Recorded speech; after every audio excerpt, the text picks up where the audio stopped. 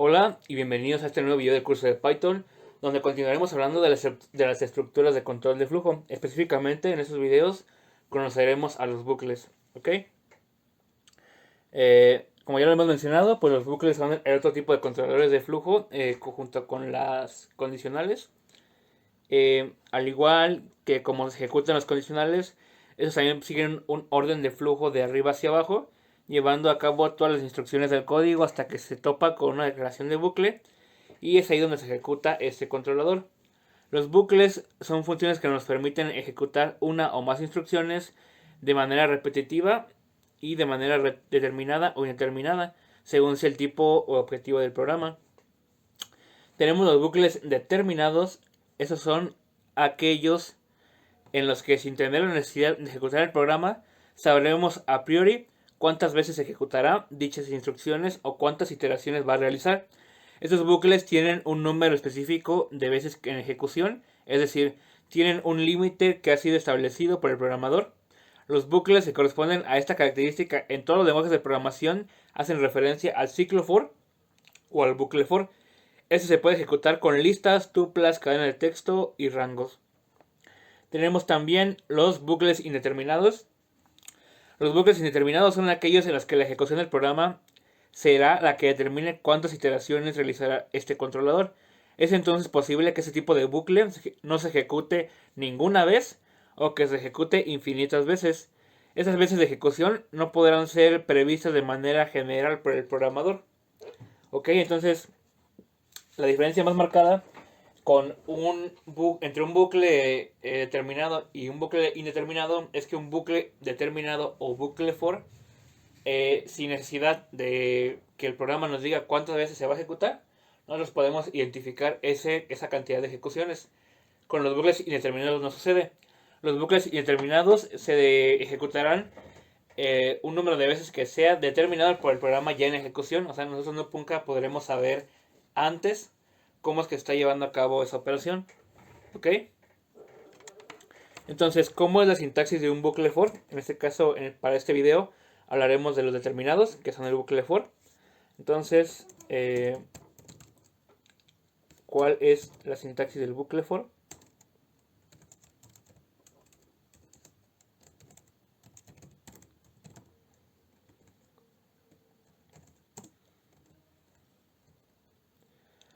Pues tendríamos que poner la palabra for seguido de la variable. Esta variable es con la que vamos a iterar nuestro ciclo for. Tendríamos el operador especial in y el elemento a recorrer. Dos puntos. Haríamos la indentación de siempre. Y aquí iría el cuerpo del bucle. ¿Ok? Entonces pondríamos for, la variable que vamos a darle a nuestro ciclo para que haga las iteraciones. In es para que esa variable recorra dentro del elemento a recorrer. ¿Ok? Por eso es esa estructura. Entonces, si ya hacemos un ejemplo práctico, por ejemplo, vamos a hacer un ciclo dentro de una lista. Para ello, ¿qué hago? Pongo la palabra for. Una variable, ¿cuál variable? Pues yo voy a declarar la que yo quiera. Por ejemplo, voy a poner una i. Se suele usar mucho en los for los contadores como i, j y k, pero pues ustedes pueden poner el nombre que ustedes quieran. Yo le voy a poner i. Y voy a decirle in, o sea que me recorra i en la siguiente lista. Por ejemplo, 1, 2, 3, 4, 5. Es una lista de 5 elementos. Y yo quiero que en cada iteración o en cada vuelta que dé mi bucle me imprima el mensaje hola. Entonces eso ya corresponde al cuerpo de mi bucle. Entonces, ¿qué va a pasar? Ese es un bucle determinado porque yo ya sé cuántas veces va a imprimir el mensaje hola. ¿Cuántas veces? Pues yo estoy dando la indicación de que recorra i en la lista y mi lista tiene 5 elementos. Por lo que si tiene 5 elementos, mi ejecución del print hola se va a hacer 5 veces. Vamos a corroborarlo. Y efectivamente, ¿no? Se imprimió hola 5 veces. Ajá. Eh, Aquí referente a lo que decíamos de las iteraciones, podemos conocer cómo va cambiando i en cada ciclo. Por ejemplo, si yo en vez, bueno, arriba del print pongo que también me imprima cuánto vale i. De inicio, i toma el primer valor de la lista, que valdría 1. Entonces, primero me imprime un 1 y el mensaje hola. Luego, la i cambia y aumenta el segundo elemento de la lista, que valdría 2. Me imprime un 2 y luego un hola. Y se aumenta porque ya cambió de elemento al 3. Y vale 3 y se imprime después el mensaje hola. Luego i vale 4, se imprime y después se imprime el mensaje hola. Y después vale 5 en el último elemento. Se imprime y me imprime el mensaje hola. Y vamos a ver que sí es cierto. ¿Sí se fijaron? Entonces, tenemos 1 hola, 2 hola, 3 hola, 4 hola, 5 hola. ¿Ok? Esto es para identificar cómo está realizando las iteraciones de nuestro ciclo. Y toma el valor de cada uno de los elementos que hay en la lista. Y así es como los recorre, ¿no? Son 5 elementos, los recorre 5 veces. Y así si creáramos una lista de, no sé, 1000 elementos, 100.000 elementos, ese será el número de veces que ejecutemos el ciclo. Por eso es que podremos saber cuántas veces se va a realizar las instrucciones que estén dentro de él. ¿Ok? Vamos a hacer otro ejemplo. Ahora usando una lista, pero con cadenas de texto. O bueno, vamos a cambiar un poquito. Vamos a hacerlo con una tupla. Primero vamos a crear la tupla, que le voy a poner yo estaciones. Vamos a trabajar con estaciones del año.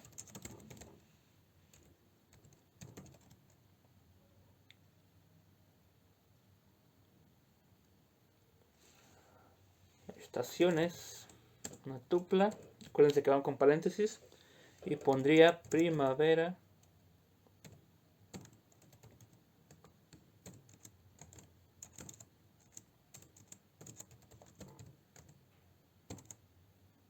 Verano, otoño.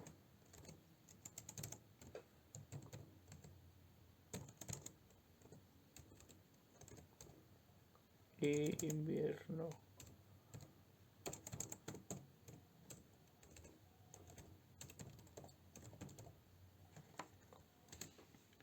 Ok, ya tengo mi tupla creada de 4 elementos que son cadenas de texto, de 4 strings. Ok, entonces yo le voy a decir en el ciclo for que para acá, en la tupla estaciones, o sea que me va a recorrer acá en la tupla estaciones, quiero que me imprima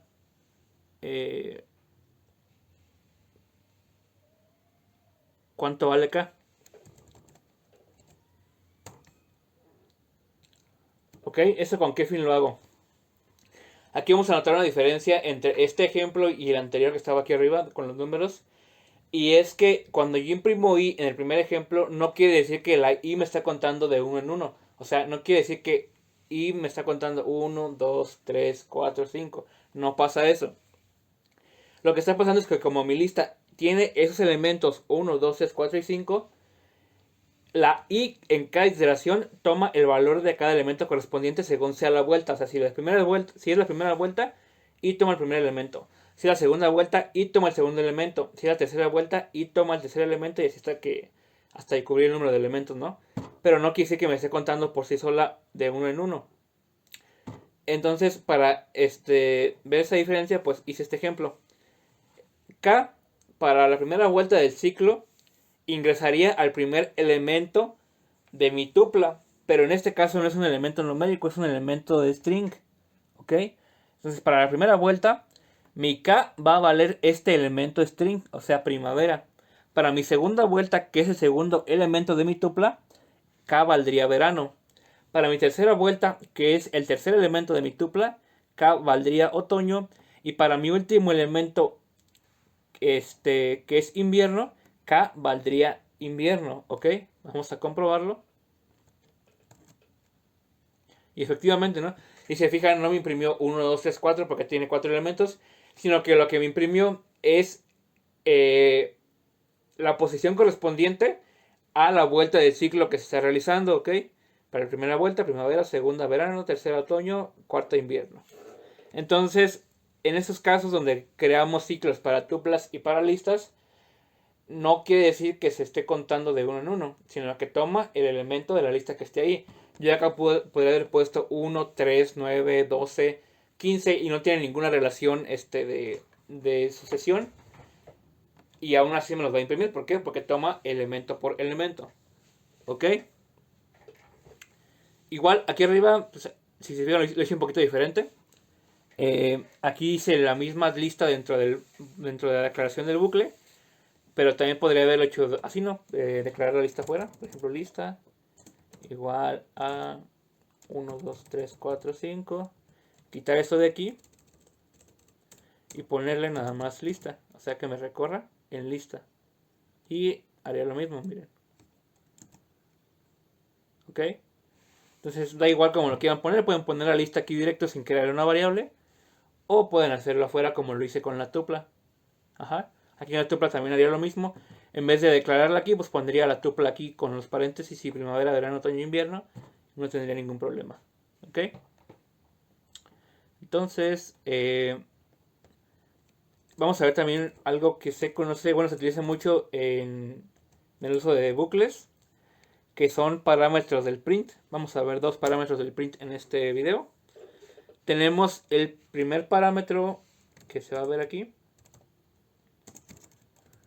Primer parámetro del print.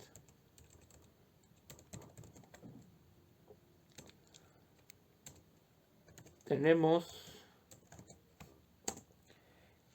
el que se conoce como end. Se escribe así como lo estoy poniendo, end. Pondremos un igual. Y lo que queremos que sea igual ese end.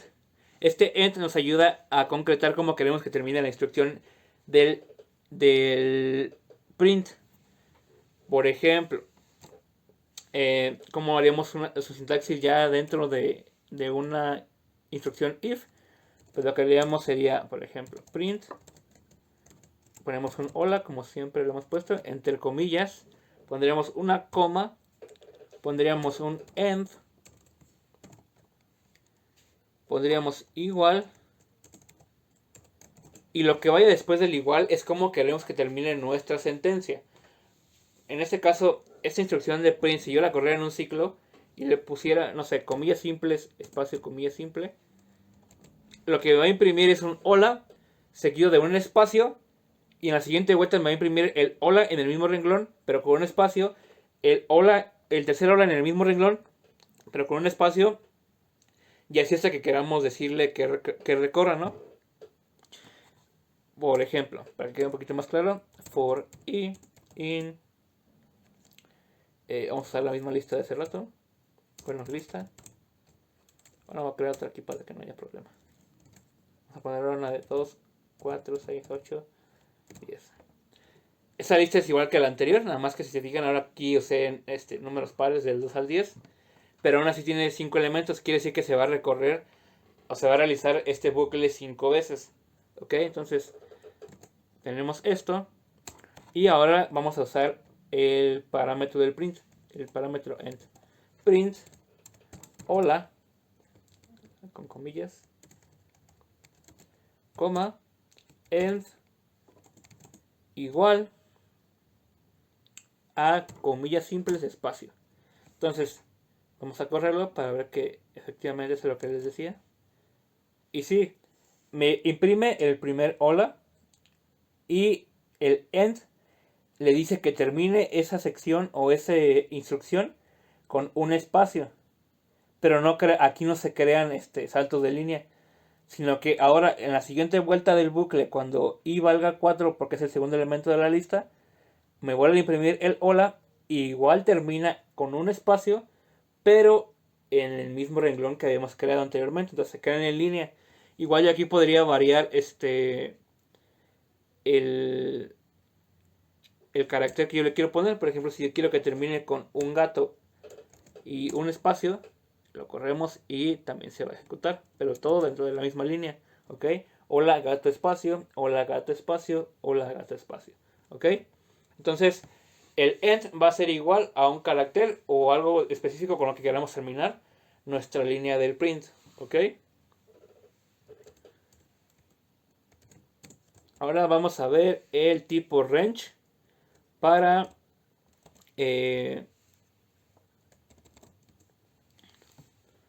bueno, primero, antes de ir con el tipo range, hay que decirles que también se puede hacer un ciclo con una cadena de texto. Si yo quiero recorrer una cadena de texto, por ejemplo, vamos a ponerle ahora for j in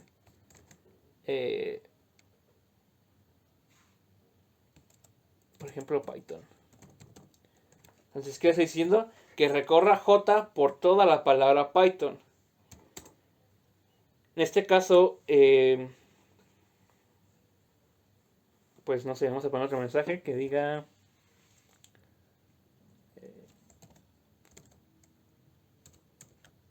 print prueba cadena. Ok. Esto quiere decir ahora que no lo va a recorrer una sola vez. No. Aquí como no tenemos ni una lista ni tenemos ni una tupla, no tenemos, o sea, elementos que se ven visualmente, lo que debemos es contar cuántas letras tiene nuestra cadena de texto o cuántos caracteres, porque también va a incluir, si por ejemplo pusieran una oración y que entre esas palabras hay espacios, también los va a contar. Entonces hay que contar cuántos caracteres hay dentro de las comillas. En este caso, pues la palabra, los únicos caracteres que tengo son letras. Entonces tengo la P, la Y, llevan 2, la T3, la H4, la O5 y la N6. Quiere decir que este bucle se va a ejecutar 6 veces porque tengo 6 caracteres o 6 letras en mi cadena de texto. Entonces vamos a correrlo.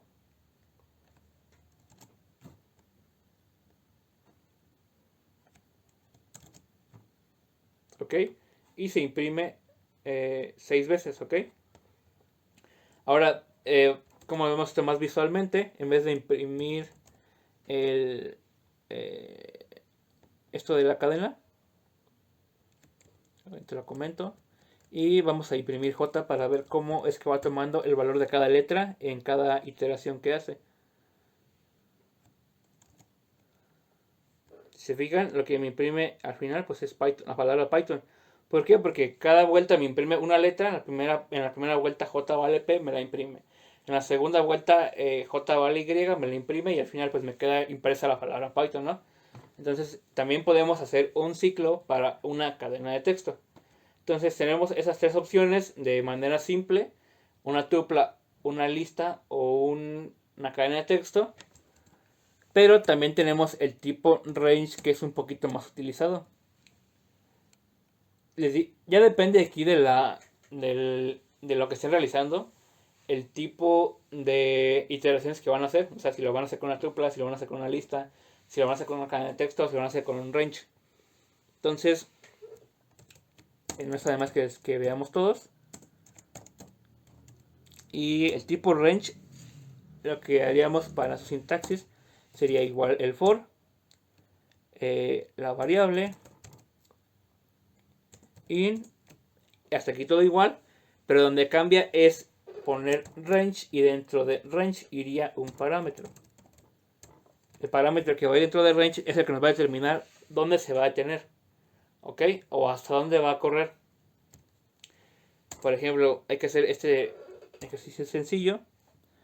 For b in. Ahora ya cambiamos a listas, tuplas o cadena de texto y ponemos range. Y yo le digo como parámetro que 5.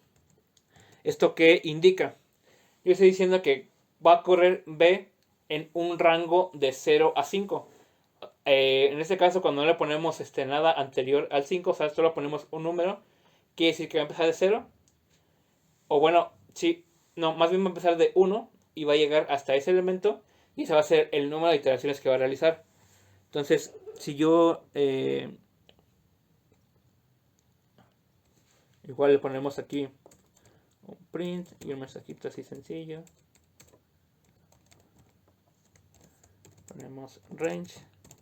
Entonces, cuando yo ejecute este programa, pues se va a imprimir range 5 veces, porque yo le estoy diciendo que en un rango de 5 elementos o de 5 sí, 5 elementos, me ejecute el mensaje range, mensaje de impresión de range, ¿ok? Sin embargo, no es el único parámetro que tendríamos. Eh, el range admite hasta 3 parámetros. Un parámetro, como el que tengo ahí, que es el 5, indica el total de iteraciones iniciando desde 1, ¿ok? 1, 2, 3, 4, 5. Entonces serían 5 iteraciones. Ese 5 me representa el total de iteraciones empezando desde 1. Si tuviéramos dos parámetros, el primer parámetro, o sea, el de la izquierda, si pusiera yo aquí un 5,7, o sea, tengo de dos parámetros en el range, quiere decir que me va a empezar de 5 y me va a terminar en 7. Entonces, ¿cuántas iteraciones me va a realizar? Pues, vamos a ver, 2. Empieza en 5, llega a 6, pero a 7 no llega, llega un número antes. Es parecido a lo que ya hemos visto en ejercicios anteriores. Para cuando recorríamos las listas, que no nos recorría, cuando hacíamos un rango así como este de dos elementos, no llegaba al segundo, sino que llegaba uno antes. Entonces pasa lo mismo aquí cuando tenemos dos parámetros. Y si tenemos tres parámetros, yo aquí le pongo otro parámetro, es por ejemplo 5, vamos a poner un número más grande aquí, 5, 20, y te vas a ir de 2 en 2. Este último parámetro representa los saltos que va a ir dando. Si yo le digo, vas a recorrer en el tramo de 5 a 20, pero vas a ir contando de 2 en 2. Entonces, si de 5 a 20 son 15 parámetros, se va a reducir porque voy a dividir esos 15 parámetros entre 2. Entonces sería 7 vueltas en total, ¿no? Por ejemplo, vamos a verlo. Si no son 7. Entonces, en realidad, bueno, nos va a dar 15 si fuera de 5 a 20. Pero como vamos a dar saltos de 2, dividiríamos esos 15 vueltas entre 2, nos daría 7,5. Pero el último elemento, como ya no alcanza a tomarlo porque es 0,5, pues ya no lo toma en cuenta y en realidad solo nos imprime 7. ¿Ok? Entonces son las tres posibilidades que tendríamos para